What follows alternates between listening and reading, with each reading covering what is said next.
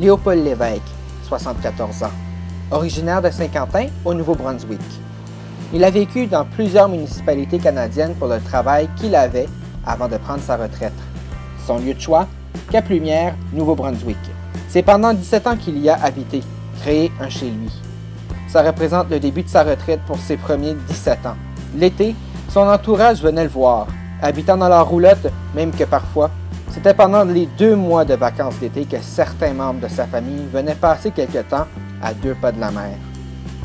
Avec le temps, ils arrivent en moins grand nombre, mais toujours avec la même chaleur, prêts à vivre avec l'air salin de la mer qui est de l'autre côté de la route.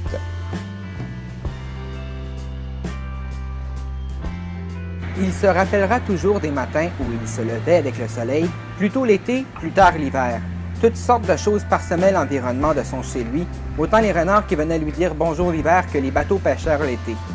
Il en voyait même plus quand la curiosité l'amenait à faire du vélo l'été sur le bord de la route, d'un bout à l'autre du cap.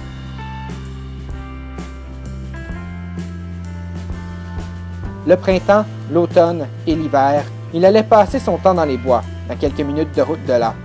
L'été, il profitait des jours de soleil et du berceau des vagues pour aller marcher au bord de l'eau, ramasser les vitres de mer et même les collectionner.